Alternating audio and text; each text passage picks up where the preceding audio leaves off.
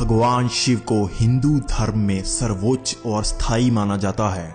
शिवलिंग को भी भगवान शिव का ही प्रतीक माना जाता है, लेकिन हमारे अपने धर्म में ही लोगों को शिवलिंग का असली अर्थ नहीं पता, क्योंकि हमारे धर्म में ही अधिकतम लोगों को धर्म का ज्ञान अपने बुजुर्गों से मिलता है, जिसमें भाषा के बदलाव और समय के अंतराल के कारण कई कमियां आ जाती हैं।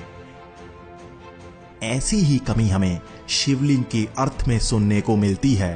तो आज हम आपके लिए लेकर आए हैं शिवलिंग का संपूर्ण अर्थ और वो ज्ञान जो हर एक हिंदू को पता होना जरूरी है। अगर आपको ये ज्ञान नहीं है तो आपकी धर्म की जानकारी ही अधूरी है। दरअसल आज कई विदेशी और गैर हिंदू शिवलिंग को लिंग ही समझते हैं, जबकि हिंदू धर्म में अज्ञानी भी यही समझते हैं और इसे बढ़ावा देते हैं। असल में अगर हम अपने वेदों का गहन अध्ययन करें तो उसमें शिवलिंग का वर्णन किया गया है। शिव को इस ब्रह्मांड का एकमात्र स्रोत बताया गया है, उन्हें निराकार और स्थायी बताया गया है, लेकिन शिवलिंग को लिंग बताया ही नहीं गया। ये त्रुटि सिर्फ उन अज्ञानियों की वजह से फैली है जिन्हें भाषा तक का ज्ञान नहीं था। संस्कृत में लिंग का अर्थ होता है प्रतीक, तो शिवलिंग का अर्थ बना शिव का प्रतीक।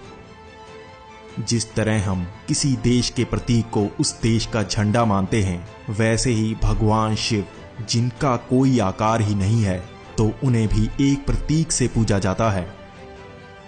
इसी तरह अगर आप पूरी दुनिया में प्राचीन शिवलिंग को देखेंगे तो आपको पता चलेगा कि हर शिवलिंग का आकार दूसरे से अलग ही होता है। यही है समय के अंतराल के कारण आए शिवलिंग के रूप में बदलाव। शिवलिंग को शिव का प्रतीक मानकर एक आकार बनाया गया जिसमें भगवान शिव की पूजा की गई। उस समय भारतवर्ष में संस्कृत का चलन था, तब लिंग का अर्थ प्रतीक माना जाता था, जैसे स्त्रीलिंग यानी स्त्री का प्रतीक और पुल्लिंग यानी पुरुष का प्रतीक। लेकिन जैसे ही विदेशी आक्रमणकारियों ने भारत पर आक्रमण किया, तब यहाँ पर भाषा में भी त्रुटियां आने लगीं। इसी से अर्थ में भी बदलाव आते चले गए। आज भी अधिकतम हिंदू सिर्फ सुना हुआ ज्ञान ही सच मानते हैं और उनके पास श्रीमद् भगवद गीता या वेदों का लिखित रूप नहीं होता। इस कारण वो इन गलतियों को भी सही मान लेते हैं। अब आपको ये तो पता लग गया कि शिवलिंग का कोई और अर्थ नहीं बल्कि शिव का प्रतीक है। अब मैं आपको बताता हूँ ये शिव का प्रतीक कैसे बना। दरअसल शिवलिंग को अंडाकार रूप में माना जाता है। अगर आप वेदों और शास्त्रों में बताए अनंत के प्रतीक को देखेंगे तो वो भी यही था, यानी कि अंडाकार। प्राचीन समय से ही अनंत का प्रतीक यही रहा, लेकिन पश्चिमी सभ्यता से ही इसे ये आकार कहा जाने लगा जिसे हम आज इन्फिनिट कहते हैं।